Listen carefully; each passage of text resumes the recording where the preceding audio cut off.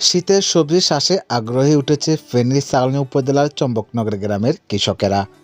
নিজের জমি না থাকলেও বর্গা জমি নিয়ে চাষ করছেন তারা।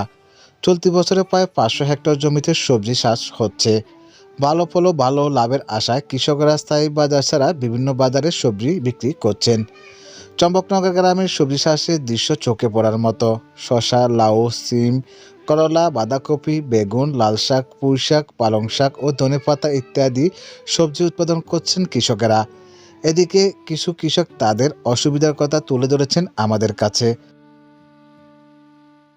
আপনি এবার কি রোপণ করেছেন এই শীতের মৌসুমে? শীতের মৌসুমে আপনার শাক হালাইছিলাম, ধনিয়া তা হালাইছি, তারপর কলমু শাক হালাইছি, শাক, কুমড়া শাক, এগুলা চাষ করি। এগুলাতে মানে আমি কি করবো, আর ওষুধ বইলা বলি ঘেস পাতার কিছু মানে আগাইতে পারি না। এখন যদি কিছু সবজিটা করলে বেশি বেশি ভালো হতো। সরকারিভাবে অনেক কিছু বাবা সবজিটা হয় না, তো সবজি যদি হাইতাম, যদি আমি কিছু আর আগাইতে পারতাম। এখন তো আমি যা কিছু করছি এখন হুঁশিয়ার হুমজিল্লা বলে আমি হারি নাই। দেখেন, চম্বকনগর গ্রামের কৃষক আব্দুল শুকুর কুমড়া শাক, লাল শাক, ধনেপাতা চাষ করেছেন অধিক লাভের আশায়। কিন্তু পর্যাপ্ত পুঁজির অভাবে সার ও ওষুধ ব্যবহার করতে পারছেন না তিনি।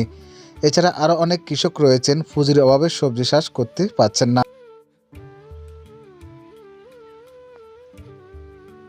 আপনি তো একজন কৃষক। আমরা দেখতে পেয়েছি আপনি শীতকালীন মৌসুমে বিভিন্ন শাকসবজির গাছ রোপণ করেছেন। তো আপনি কি গাছ রোপণ করেছেন? মরিচ, লাউ, তারপরে হলো যে মিষ্টি কুমড়া।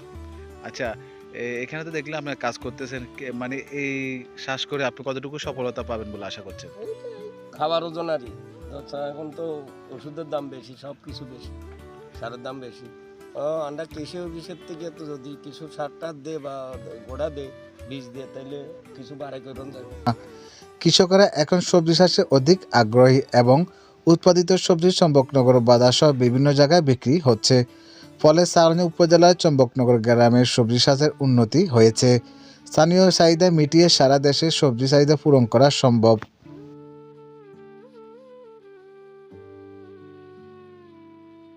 500 হেক্টর জমিতে নানা ধরনের শস্যের সবজি চাষ করা হয়েছে। এতে কৃষকদের লাভের পরিমাণ বাড়বে যদি আবহাওয়া অনুকূলে থাকে।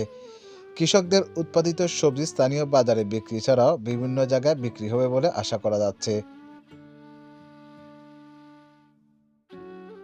এছাড়া কৃষকরা জানিয়েছেন সরকারি বিভিন্ন সুযোগ সুবিধা পেলে তারা কৃষিকাজে আরও আগ্রহী হবে। মিটুল চৌধুরী, চ্যানেল তারুণ্য ভিশন।